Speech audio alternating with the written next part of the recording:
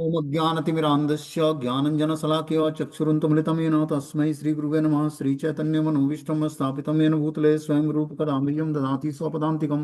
वन्देऽहं श्रीगुरुः श्रीयुतपदकमलं श्रीगुरून् वैष्णवाचं श्रीरूपं साग्रजातं सागणरघुनाथान्वितं तं सजीवं साद्वैतं सावधूतं परिजनसहितं कृष्ण चैतन्य देवं श्री राधा कृष्ण पादान सवनललिता श्री विशाखानप्रताश्च नारायणं नमस्कृत्यं नरं चैव नरोत्तमं देवीं सरस्वतीं व्यासं ततो जयमुदीरयेत्। सुनतां स्वकथा कृष्ण पुण्य श्रवण कीर्तनं हृदयन्तस्तु भद्राणि विद्नोति सुरसतां नष्टप्रायेषु भद्रेषु नित्यं भागवत सेव्या भगवती उत्तम श्लोके भक्तिर्भवति नैष्टिकी तदा रजस्तमो भावः काम लोभाधश्चेत् ये एतेनरावृतिं स्थित सत्य प्रसिद्धति एवं प्रसन्न मनसो भगवत भक्ति योगता भगवत तत्व विज्ञान मुक्त संगत से जायते विद्यन्ते हृदय ग्रंथि छिद्यन्ते सर्वसंशयं क्षीयन्ते चास्य कर्माणि दृष्ट्वा एवात्मनिश्चरे धर्म प्रोजिटौ कैटपो वनत्रो परमो निर्मत्सराणां सतां वेद्यं वास्त्रमत्र वस्तुसेदं तापत्रय उन्मूलनम श्रीमद्भागवतम प्रमाण अमलम प्रेमोपमार्थो महान श्री चैतन्य महाप्रभु मतमिदम तत्रादरुणापराय हे कृष्ण करुणा सिंधु दीनबंधु जगतपतये गोपेश गोपिका कांत राधा कांत नमस्तुते तप्त कांचन गौरांगे श्री राधे वृंदावनेश्वरी वृषभानुसुते देवी प्रणमामि हरिप्रिय वाञ्छाकल्पतरुभ्यश्च कृपा सिन्धुभ्यो च पतितानां पावनेभ्यो वैष्णवेभ्यो नमो नमः। जय श्री कृष्ण चैतन्य प्रभु नित्यानंद श्री अद्वैत गदाधर श्रीवासादि श्री गौर भक्तवृंद। हरे कृष्ण कृष्ण कृष्ण हरे हरे, हरे राम राम राम हरे हरे। तो आज हम लोग श्रीमद् भागवतम का अध्याय संख्या 12 सम्राट परीक्षित का जन्म स्कंद संख्या 1 अध्याय संख्या 12। परीक्षित महाराज जो हैं श्रीमद् भागवतम के बहुत ही मेन कैरेक्टर हैं, प्रमुख चरित्र हैं। सुखदेव गोस्वामी और परीक्षित महाराज, जहां से श्रीमद् भागवतम की उत्पत्ति हुई। बोलते हैं सौनक उवाच अस्वस्थामा उपसृष्टे ब्रह्म उरु तेजसा उत्तरायाम हतम गर्भम ईशेनम आजीवितम पुनः। सौनक मुनि ने कहा कि महाराजा परीक्षित की माता उत्तरा का गर्भ अश्वत्थामा द्वारा छोड़े गए अत्यंत भयंकर और अजय ब्रह्मास्त्र द्वारा विनष्ट कर दिया गया, लेकिन परमेश्वर ने महाराजा परीक्षित को बचा लिया था। हम देखते हैं कि अश्वत्थामा ने क्या किया कि द्रौपदी के 5 पुत्रों का वध कर दिया उसने। सोते हुए 5 पुत्रों का गला काट कर उनको मार दिया उसने। फिर अर्जुन को यह बात पता लगती है, ठीक है ना, सुबह होता है तो पता लगता है कि अर्जुन के जो 5 पुत्र थे द्रौपदी के, उसका गला काट कर और अश्वत्थामा ने जो है उनका वध कर दिया है।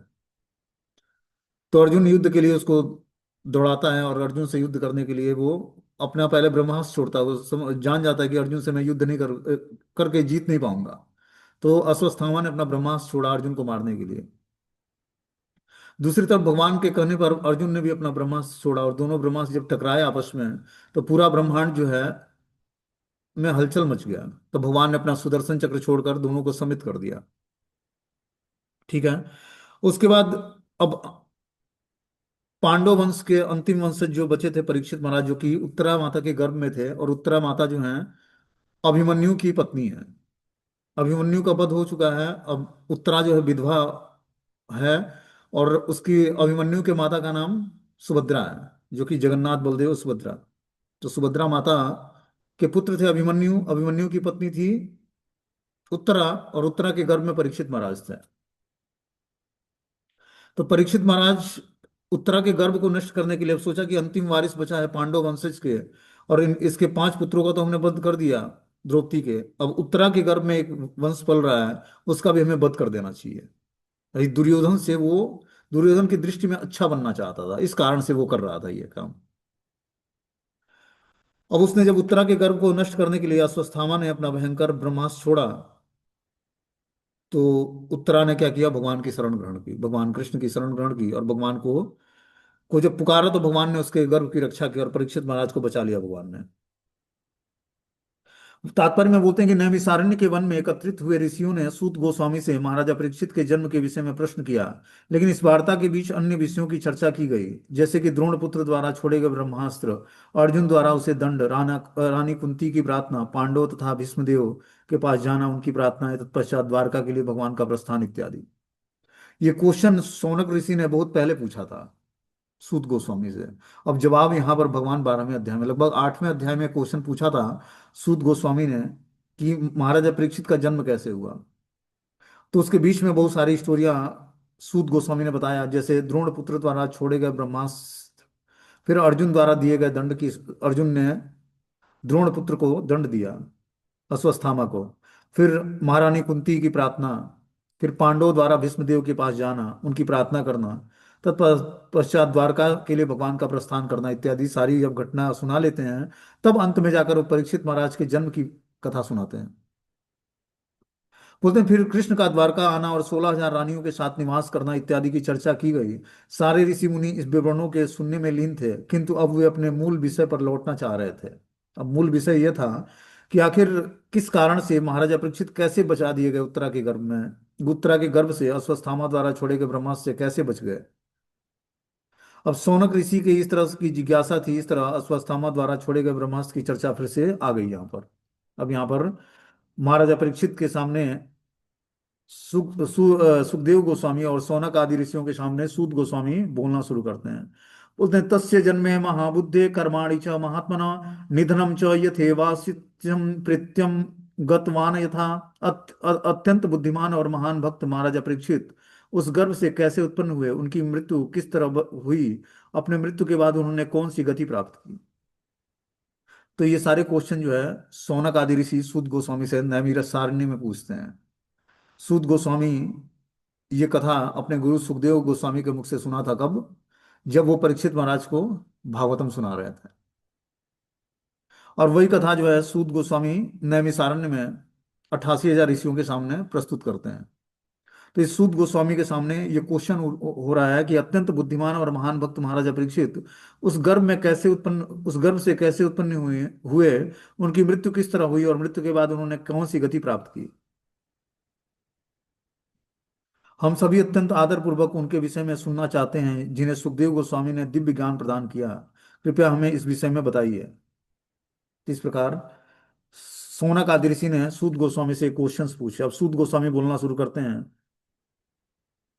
कि अपीपल धर्म राज्यम पितृवदम रज्यनम प्रजाम निस्पृह सर्व कामेभ्यम कृष्ण पादानुसेवया। श्री सूत गोस्वामी ने कहा कि सम्राट युधिष्ठिर ने अपने राज्य काल में सबों के ऊपर उदारता पूर्वक शासन चलाया। वे उनके पिता तुल्य थे, उन्हें कोई व्यक्तिगत आकांक्षा न थी और भगवान कृष्ण के चरण कमलों की निरंतर सेवा करते रहने के कारण वे सभी प्रकार के इंद्रिय तृप्ति से विरक्त थे। तो महाराजा युधिष्ठिर जो हस्तिनापुर के राजा बने, जब दुर्योधन का जीवन अंत हो गया, मतलब वो मृत्यु को प्राप्त हो गया, तब महाराजा युधिष्ठिर को राजा बनाया गया हस्तिनापुर का। और राजा बनने के बाद उन्होंने अपने दो सलाहकार नियुक्त किए। पहले तो भगवान श्री कृष्ण पहले सलाहकार थे, और दूसरे सलाहकार थे भीष्मदेव, जो कि मृत्यु के समय उन्होंने युधिष्ठिर महाराज को सलाह दिया कि राज्य काज कैसे चलाना है, जिससे सभी लोग कृष्ण भावनाभावित होकर और राज्य में बहुत ही सुखपूर्वक जीवन व्यतीत कैसे कर सकें। ये बहुत इंपॉर्टेंट है। तो इस प्रकार महाराजा युधिष्ठिर ने ऐसे दो व्यक्तियों को चुना जो वास्तव में अच्छे सलाहकार थे। हर व्यक्ति के में जीवन में एक सलाहकार ऐसा होना चाहिए जो उसको भगवान की भक्ति से जोड़ने के लिए सलाह दे और उसमें प्रोग्रेस कैसे करना है उसके लिए सलाह दे। तब जाकर निश्चित रूप से उस जीवात्मा का मंगल हो जाएगा, जो कि युधिष्ठिर महाराज के जीवन में थे। स्वयं भगवान कृष्ण ही इनके सलाहकार थे और भीष्मदेव जो कि भगवान के महान भक्त थे। तो सलाहकार भी ऐसा होना चाहिए, भगवान का भक्त होना चाहिए। ये बहुत इंपॉर्टेंट है। तभी हमारे जीवन में हमारा सारे अनर्थों से हम छूट कर और भगवान की भक्ति को प्राप्त कर पाएंगे। कुछ लोगों को लगता है कि चलो हम भक्ति के मेथड जान गए, दीक्षा भी हो गई, अब क्या जरूरत है कुछ सुनने की, जानने की, या नाम जब चल रहा है बस भक्ति चल रही है। ऐसा नहीं है। ऐसा होता तो इतने शास्त्र वेद व्यास ने क्यों लिखा होता। ठीक है ना। जब हम श्रीमद् भागवतम भगवत गीता के अनुसार जीवन जीते हैं तब जाकर हम भक्त कहलाते हैं। उस तरह हमारी जो जपा होती है वो मैकेनिकल होती है, कृत्रिम रूप से होती है। लेकिन जब हम शास्त्रों का, गुरु का, भक्तों का, वैष्णव का आश्रय ग्रहण करके और भगवत नाम का जप करते हैं तो वो जो जपा होता है वो भगवान को ऑफरिंग होता है। सूत गोस्वामी ने बोला कि सम्राट युधिष्ठिर ने अपने राज्य काल में सबों के ऊपर उदारता पूर्वक शासन चलाया। वे उनके पिता तुल्य थे, उन्हें कोई व्यक्तिगत आकांक्षा न थी और भगवान श्री कृष्ण के चरण कमलों की निरंतर सेवा करते रहने के कारण वे सभी प्रकार के इंद्रिय तृप्ति से विरक्त थे। तो बता रहे हैं कि भगवान के चरण कमलों की निरंतर सेवा में रत होने के कारण वो सभी प्रकार की इंद्रिय तृप्ति से विरक्त थे। तो जब हम इंद्रिय तृप्ति की वासनाओं से छूटना चाहते हैं तो भगवान के चरण कमलों का आश्रय लेना पड़ेगा। और भगवान के चरण कमलों का आश्रय लेने के से पहले भगवान के भक्तों का आश्रय लेना पड़ेगा, मतलब गुरु तत्व का आश्रय लेना पड़ेगा। जब हम गुरु तत्व का आश्रय लेते हैं तब हम भगवान के चरण कमलों की निरंतर सेवा में रत हो पाते हैं। पहले हमें भक्तों की सेवा करके हम शुद्ध होते हैं, तब भगवान के चरण कमलों की सेवा करने का आशीर्वाद प्राप्त होता है उनसे, क्योंकि ये अधिकार हमें गुरु देते हैं। तो जब हम प्रमाणिक संप्रदाय में प्रमाणिक आचार्य से, गुरु शिष्य परंपरा से जब हम दीक्षा स्वीकार करके उनके आदेश का पालन करते हैं, तब धीरे धीरे भगवान के चरण कमलों की निरंतर सेवा करने की हमारे अंदर अभिलाषा जागृत होती है और हम इंद्रिय तृप्ति की वासनाओं से विरक्त हो जाते हैं। बता रहे हैं संसार के समस्त कष्ट सह रहे जन समुदाय के लिए मानव समाज में कृष्ण के विज्ञान की आवश्यकता है, और समस्त राष्ट्रों के प्रमुख महापुरुषों से हमारी एक ही विनती है कि अपने कल्याण हेतु, समाज के कल्याण हेतु और विश्व भर के लोगों के कल्याण हेतु कृष्ण तत्व को ग्रहण करें। कि और जो वास्तव में अपना कल्याण चाहिए, समाज का कल्याण चाहिए और विश्व का कल्याण चाहिए, तो हमें कृष्ण तत्व को ग्रहण करना पड़ेगा। भगवान के नाम रूप गुण लीलाओं को जब हम ग्रहण करेंगे तभी जाकर हमारा वास्तविक कल्याण होगा, और समाज का भी कल्याण होगा और विश्व का भी कल्याण होगा। महाराजा युधिष्ठिर की सांसारिक उपलब्धियां, सदगति प्राप्त करने की के लिए की जाने वाले यज्ञ, उनकी महारानी, उनके पराक्रमी भाई, उनके विस्तृत भूभाग, पृथ्वी ग्रह एवं उनका सार्वभौम आधिपत्य, उनकी ख्याति आदि के समाचार स्वर्गलोक तक पहुंच गए। कि ऐसे राजा थे युधिष्ठिर महाराज, कि उनकी ख्याति जो है, उनकी उनके पराक्रम, उनकी महारानियां, उनके भाइयों का पराक्रम और विस्तृत भूभाग, सब पृथ्वी ग्रह, सार्वभौम आधिपत्य, सब कुछ का समाचार जो है स्वर्गलोक तक पहुंच गया, क्योंकि इतने अच्छे राजा थे ये। राजा होने के साथ भी ऋषि भी थे, राज ऋषि थे ये। ठीक है ना। एक होता है ब्रह्म ऋषि, ब्राह्मण है और भक्त है भगवान का। दूसरा है राज ऋषि, राजा होते हुए भी भगवान का भक्त है। तो श्रीमद् भागवतम में मोस्टली करेक्टर जो है राज ऋषि हैं। जैसे अमरीश अमरीश महाराज थे, फिर भरत महाराज थे, प्रहलाद महाराज थे, ध्रुव महाराज थे। तो ये लोग गृहस्थ थे, राजा भी थे और भगवान के भक्त भी थे। तो आश्रम और भौतिक ऐश्वर्य बाधित नहीं है जीवन में। जीवन में बाधित क्या है? मन और बुद्धि। भगवान की भक्ति करने के लिए भगवान अगर जो ऐश्वर्य भी देते हैं तो उस ऐश्वर्य से हम भगवान की सेवा करें। और गृहस्थ आश्रम बिल्कुल बाधित नहीं है। व्यक्ति अगर जो पारिवारिक जीवन में है, तो पारिवारिक जीवन में वो रहकर और कंफर्टेबली भगवान को प्रसन्न कर सकता है, क्योंकि उसमें थोड़ी बहुत इंद्रिय तृप्ति की सुविधाएं हैं। उसको रेगुलेटेड वे में करते हुए भगवान को प्रसन्न कर सकता है जीवात्मा। इसलिए भगवान ने भगवत गीता और भागवतम में अनेक करेक्टरों का उल्लेख किया, जो कि स्वयं गृहस्थ भी थे, राजऋषि थे, और क्या थे? भगवान के महान भक्त हुए।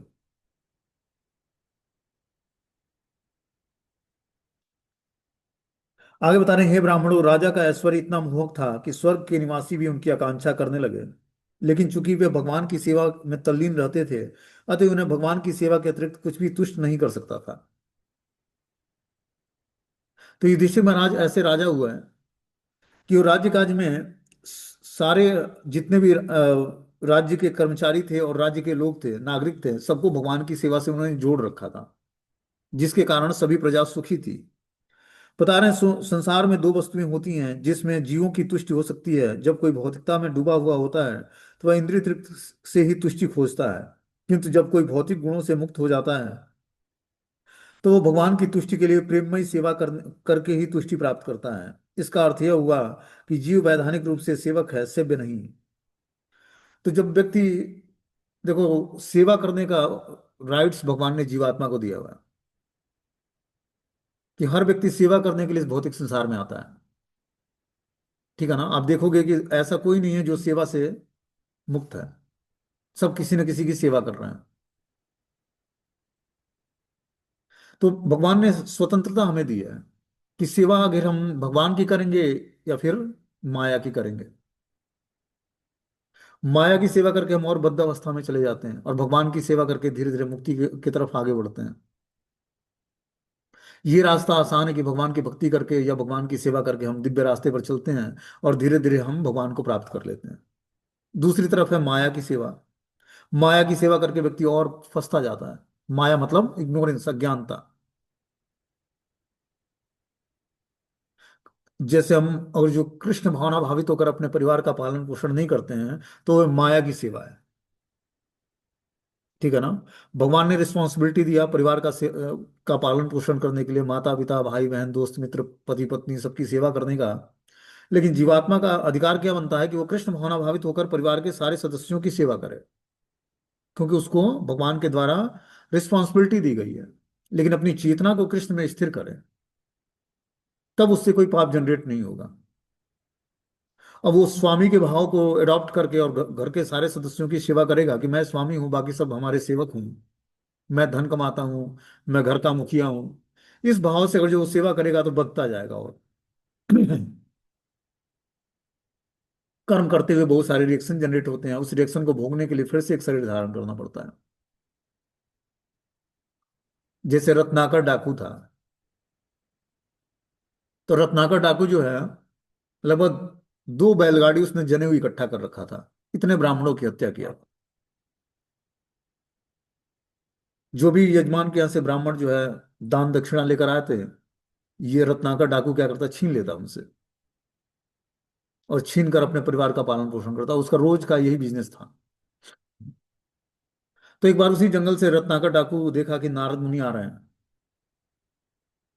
तो संत हो या ब्राह्मण, किसी को पकड़ लेता, जो कुछ होता उससे छीन लेता, उसको मार देता। अब नारद मुनि को पकड़ लिया।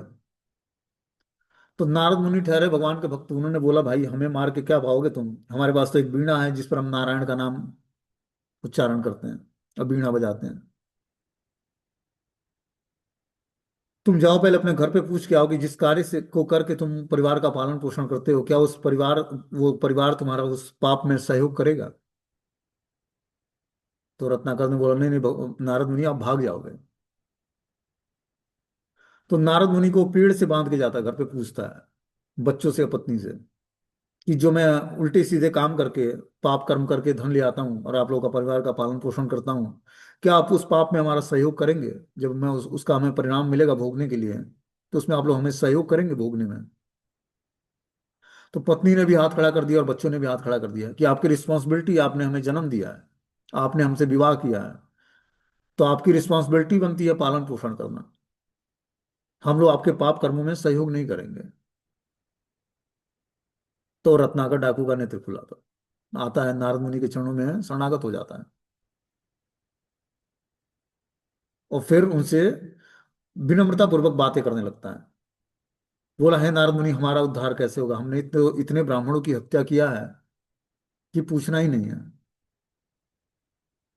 तो नारद मुनि ने उसको राम मंत्र में दीक्षा दिया कि तुम राम नाम जपा करो, राम नाम से तुम्हारा सारे पापों से तुम मुक्त हो जाओगे।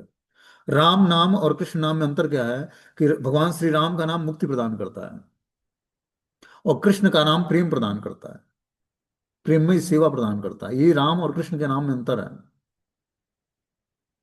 कि राम का नाम मुक्ति प्रदान करता है और कृष्ण का नाम प्रेम प्रदान करता है। तो राम नाम में उनको दीक्षित किया। लेकिन वो इतना पाप कर्म किया था, इतने ब्राह्मणों की हत्या किया था, कि राम नाम उसके मुख से निकलता नहीं था। फिर वो मरा नाम, बोला कि मरा मरा उच्चारण किया करो। तो मरा मरा करते करते धीरे धीरे राम उच्चारण होने लगा उनके मुख से। और उल्टा नाम जब जग जाना ब्रह्म वाल्मीकि है ब्रह्म समाना, कि उल्टा नाम जब जब के वो वाल्मीकि ब्रह्म के समान हो गए। और जो भगवान श्री राम अभी लीलाएं कुछ संपन्न किए थे कुछ नहीं किए थे, वो सारी लीलाओं का उद्घाटन उन्होंने पहले ही श्री रामायण ग्रंथ में लिख दिया उन्होंने। ये है मंत्र की शक्ति और गुरु की शक्ति, कि एलिवेटेड गुरु हो और शिष्य भी एलिवेटेड हो, तो निश्चित रूप से उसका परम ज्ञान उसके हृदय में प्रकाशित हो जाएगा। दिव्य ज्ञान हृदय प्रकाशिता, चक्षुदान दिलो यही जन्म जन्म प्रभु से ही। कि गुरु की कृपा से ही व्यक्ति को आध्यात्मिक चक्षु मिलता है, दिव्य नेत्र मिलता है, और दिव्य ज्ञान उसके हृदय में प्रकाशित हो जाता है गुरु कृपा से। तो गुरु की कृपा कैसे होती है। तो गुरु मुख पद्म वाक्य चित्त ते करिया क्या, जो गुरु के मुख से जो पद्म वाक्य निकला, ठीक है ना, कमलवत मुख से जो हमने शब्द सुने, उस शब्द को अपने जीवन में धारण कर लो बस। वही गुरु कृपा है। गुरु कृपा कोई अलग चीज नहीं है। जो उन्होंने आपको निर्देश दिया, उस निर्देश का पालन एज इट इज करने लगो। पूरा जीवन बदल जाएगा। यही तो आध्यात्मिक गुरु की शक्ति है। आध्यात्मिक गुरु मतलब ऐसा नहीं कि एक हाड़ मांस का पुतला है कि चलो भाई हमारे ही जैसे हमारे गुरुदेव भी हैं, वो भी सांस लेते हैं, हमारे जैसे उनके दो हाथ पैर मुंह नाक सब कुछ है। ऐसा गुरु तत्व ये नहीं। गुरु तत्व स्वयं साक्षात बलराम जी के स्वरूप में, गुरु के रूप में हमारे सामने उपस्थित होते हैं, स्वयं बलराम जी। डिपेंड करता है हमारा विश्वास कितना है उन पे। जितना ही हमारा विश्वास अपने गुरु तत्व पर होगा, उतना ही हम भगवान को अच्छे तरीके से रियलाइज कर पाएंगे, आध्यात्मिक ज्ञान को अपने हृदय में प्रकाशित कर पाएंगे। किसकी कृपा से? गुरु कृपा से। इसीलिए हम जिस भी गुरु से दीक्षित हैं, प्रामाणिक स्रोत से हमने जुड़ा हुआ है और दीक्षा लिया है, उस गुरु के दिए हुए आदेश का ऐसी चीज पालन करना है हमें, और भगवत गीता भागवतम को अपने जीवन का एक बहुमूल्य अंग बना लेना है। यही हर गुरु का आदेश है कि हम अपने जीवन में भगवत गीता और भागवतम के अनुसार जीवन जीना शुरू कर दें, तो हमारे गुरुदेव हमसे प्रसन्न हो जाएंगे, और उनको उनकी प्रसन्नता ही भगवान की प्रसन्नता है।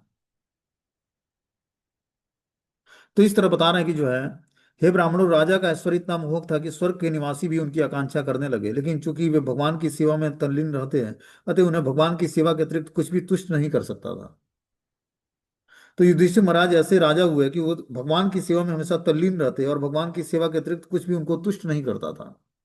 राज्य का कारोबार वो बहुत ही दबाव पूर्वक चलाते, क्योंकि वो दिन भर भगवान के ही भाव में लीन रहते हैं।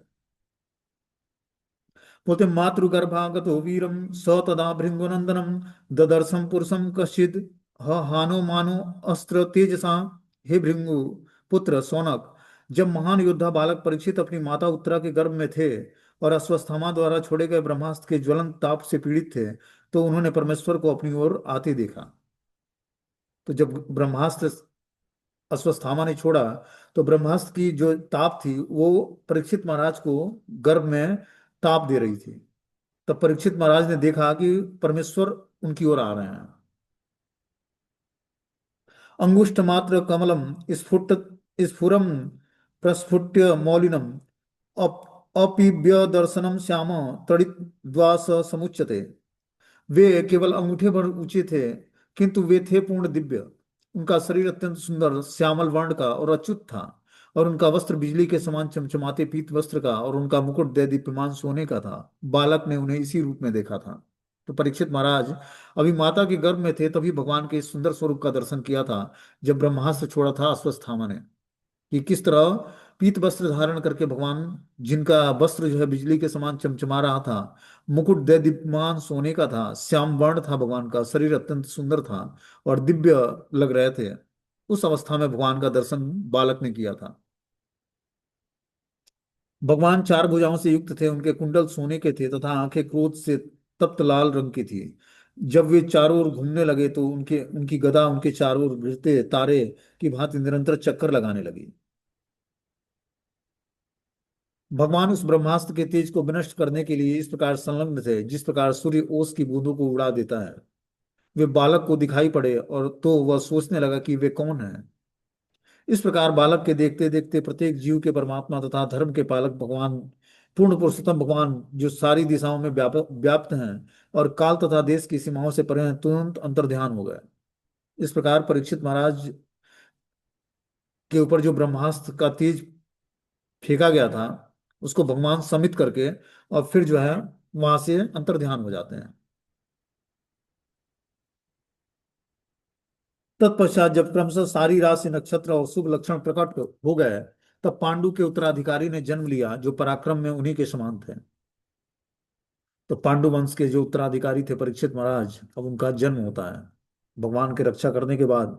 अब वो माता के गर्भ से प्रकट होते हैं, और फिर जाकर पता है कि महाराजा परीक्षित के जन्म से अत्यंत संतुष्ट हुए राजा युधिष्ठिर ने जात संस्कार करवाया, सौम्य कृप इत्यादि विद्वान ब्राह्मणों के शुभ स्रोतों का पाठ किया। इस प्रकार जो है, अब महाराजा परीक्षित का जन्म हो जाता है। महाराजा युधिष्ठिर उनका जात संस्कार कराते हैं, और धौम्य कृप्य इत्यादि विद्वान ब्राह्मणों ने शुभ स्रोतों का पाठ किया वहां पर। पुत्र के जन्म लेने पर राजा ने ब्राह्मणों को सोने, भूमि, गाय, हाथी, घोड़े तथा उत्तम अन्न दान में दिए, क्योंकि वे जानते थे कि कैसे और कहाँ और कब दान देना चाहिए। इस तरह से पुत्र प्राप्त होने पर उन्होंने भरपूर ब्राह्मणों को सोना, भूमि, गाय, हाथी, घोड़े और उत्तम अन्न का दान किया। राजा ने के दान से अत्यंत संतुष्ट विद्वान ब्राह्मण ने राजा के पूर्वों में प्रधान कहकर संबोधित किया और बताया कि उनका पुत्र निश्चित ही पूर्वों की परंपरा में है। ब्राह्मणों ने कहा कि यह निष्कलंक पुत्र आप पर अनुग्रह करने के लिए सर्वशक्तिमान और सर्वव्यापी भगवान विष्णु द्वारा बचाया गया है। उसे तब बचाया गया जब वह दुर्निवार अतिदैवी अस्त्र द्वारा नष्ट होने वाला था। तो ब्राह्मणों ने बताया कि इसकी रक्षा स्वयं भगवान विष्णु ने किया है, और ये बहुत ही निष्कलंक पुत्र है, और आप पर अनुग्रह करने के लिए ही भगवान ने विष्णु विष्णु ने इसे बचाया है। ये अतिदैवी अस्त्र के द्वारा नष्ट होने वाला था, लेकिन भगवान विष्णु की कृपा से ये बचा लिया गया है। बोलते हैं तस्मा नामना विष्णुरातम इति लोके भविष्यति, न संदेहो महाभागम महाभागवतो महान। इस कारण यह बालक संसार में विष्णुरात अर्थात भगवान द्वारा रक्षित नाम से विख्यात होगा।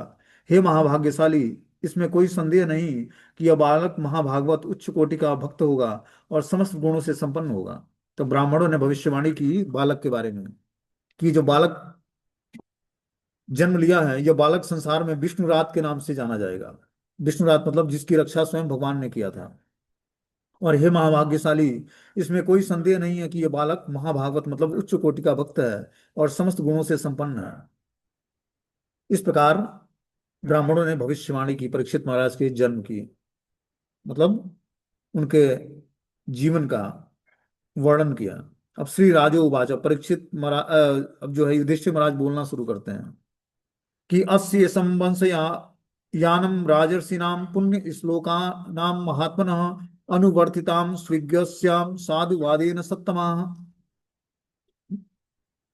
उत्तम राजा युधिष्ठिर ने पूछा, हे महात्माओं, क्या यह बालक इस महान राजवंश में प्रकट हुए अन्य राजाओं की ही तरह राज ऋषि, पवित्र नाम वाला, उत्तम ख्याति वाला और अपनी उपलब्धियों से महिमा मंडित होगा? तो महाराजा युधिष्ठिर महाराज ने उस ब्राह्मणों से पूछा कि क्या ये जो बालक प्रकट हुआ है, ये राजवंश में तो प्रकट हुआ है, अन्य राजाओं की तरह यह भी राजऋषि बनेगा, पवित्र नाम वाला होगा, और उसका ख्याति और उपलब्धि पूरे विश्व में महिमामंडित होगी? तो ब्राह्मणों ने क्या बोला कि पार्थम प्रजापिता साक्षात दीक्षा कुरीव मानव ब्रह्मण्य सत्य संधस्य रामो दशरथी यथा। विद्वान ब्राह्मणों ने कहा, हे प्रतापुत्र महाराजा युधिष्ठिर, यह बालक मनुपुत्र राजा इक्ष्वाकु की तरह समस्त जीवों का पालन करने वाला होगा। और जहां तक ब्राह्मणीय सिद्धांतों के पालन की बात है, विशेष रूप से अपने वचन का पालन करने में यह महाराजा दशरथ के पुत्र भगवान श्री राम जैसा दृढ़ प्रतिज्ञ होगा। तो इस तरह से ब्राह्मणों ने उस बालक की के गुणों का गुणगान किया कि बालक कैसा होगा, तो स्वयं महाराजा दशरथ के पुत्र की तरह दृढ़ प्रतिज्ञ होगा, और ब्राह्मणिकल सिद्धांतों के पालन की बात, ब्राह्म जो ब्राह्मण आदेश देंगे उसको ऐसे ही सिद्धांतों का पालन करेगा ये, और अपने वचनों में दृढ़ प्रतिज्ञ होगा।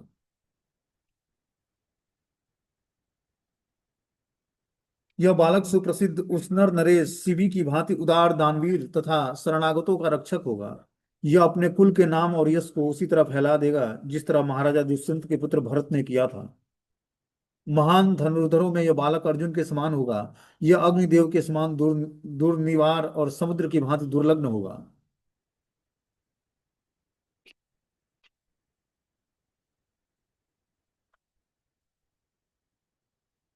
यह बालक सिंह के समान बलशाली और हिमालय की भांति आश्रय प्रदान करने वाला होगा। यह पृथ्वी के समान क्षमावान और अपने माता पिता के समान सहिष्णु होगा। यह बालक मन की समता में अपने पिता युधिष्ठिर और फिर ब्रह्मा के समान होगा। दानशीलता में यह कैलाशपति भगवान शिव के समान होगा। यह देवी लक्ष्मी के भी आश्रय भगवान नारायण के समान सबों को आश्रय देने वाला होगा। यह बालक भगवान कृष्ण के चरण चरण चिन्हों का पालन करते हुए उन्हीं के समान होगा। उदारता में यह राजा रंतिदेव के समान और धर्म में यह महाराजा ययाति की भांति होगा।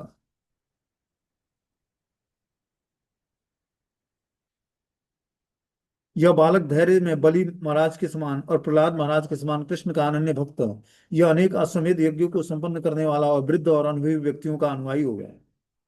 यह बालक ऋषि तुल्य राजाओं का पिता होगा। विश्व शांति तथा धर्म के निमित्त यह मर्यादा तोड़ने वालों तथा उपद्रवकारियों को दंड देने वाला होगा। वह ब्राह्मण पुत्र के द्वारा भेजे गए तक्षक नाग के डसने से अपनी मृत्यु होने की बात सुनकर बता रहे हैं कि जो है, यह बालक ऋषि तुल्य राजाओं का पिता होगा और विश्व शांति तथा धर्म के निमित्त यह मर्यादा तोड़ने वाले उपद्रवकारियों को दंड देने वाला होगा। इस तरह से ब्राह्मणों ने क्या किया, महाराजा परीक्षित के आगे होने वाली जीवन में घटनाओं को और ये किस तरह का व्यवहार करेंगे उस तरह का वर्णन उन्होंने किया।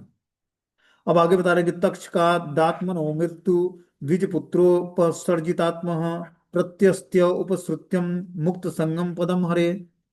वह ब्राह्मण पुत्र के द्वारा भेजे गए तक्षक नाग के डसने से अपनी मृत्यु होने की बात सुनकर समस्त भौतिक आसक्तियों से अपने को आपको मुक्त करके भगवान को आत्मसमर्पण करके उन्हीं की शरण ग्रहण करेगा।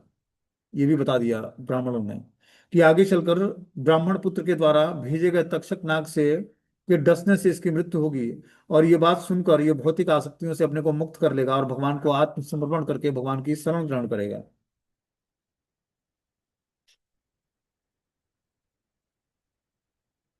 व्यास देव के महान दार्शनिक पुत्र से समुचित आत्मज्ञान के विषय में जिज्ञासा करने पर वह सारी भौतिक आसक्तियों का परित्याग करके और निर्भय जीवन प्राप्त करेगा।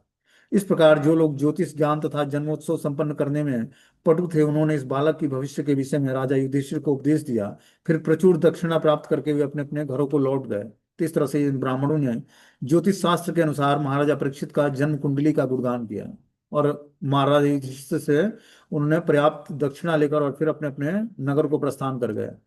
इस तरह यह पुत्र संसार में परीक्षित नाम से विख्यात होगा, क्योंकि यह उस व्यक्ति की खोज करेगा जो सारे मनुष्यों का परीक्षण करेगा, जिन्हें इसने अपने जन्म के पूर्व देखा था। इस तरह यह निरंतर उनका चिंतन करता रहेगा कि जब माता परीक्षित जब वो अपने माता के गर्भ में थे तो उन्होंने जिस स्वरूप का दर्शन किया था भगवान के, वो प्रकट होने के बाद उसी स्वरूप का खोज करेगा ये बालक। इसीलिए इसका नाम, परीक्षण करने के कारण इसका नाम परीक्षित होगा। जिस तरह शुक्ल पक्ष में चंद्रमा दिन प्रतिदिन बढ़ता जाता है, उसी तरह यह राजकुमार परीक्षित शीघ्र ही अपने संरक्षक पितामहों की देखरेख में सुख सुविधाओं के बीच तेजी से विकास करेगा।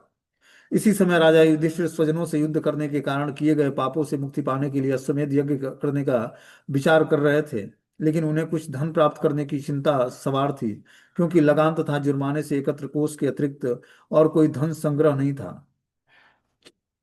राजा का हार्दिक इच्छाओं को जानकर उनके भाइयों ने अच्युत भगवान कृष्ण की प्रेरणा अनुसार उत्तर दिशा में राजा मरुत द्वारा छोड़ा गया प्रचुर धन एकत्र किया। उस धन से राजा 3 अश्वमेध यज्ञों के लिए सामग्री उपलब्ध करके कर सके और कुरुक्षेत्र के युद्ध के बीच अत्यंत भयभीत पुण्यात्मा राजा युधिष्ठिर ने इस प्रकार भगवान हरि को प्रसन्न किया।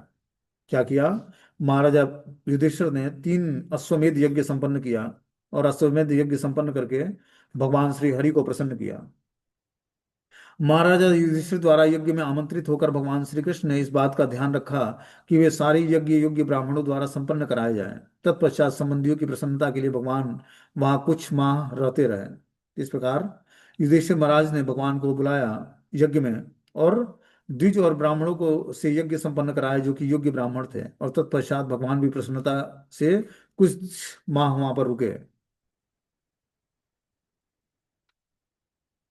हे सौनक, तत्पश्चात भगवान ने राजा युधिष्ठिर, द्रौपदी और अन्य संबंधियों से विदा लेकर अर्जुन तथा यदुवंश के अन्य सदस्यों के साथ द्वारका नगरी के लिए प्रस्थान कर गए। तब भगवान स्पेशली जो है महाराजा युधिष्ठिर के यज्ञ में आमंत्रित किए गए थे और 3 अश्वमेध यज्ञ राजा युधिष्ठिर ने संपन्न किया भगवान की उपस्थिति में।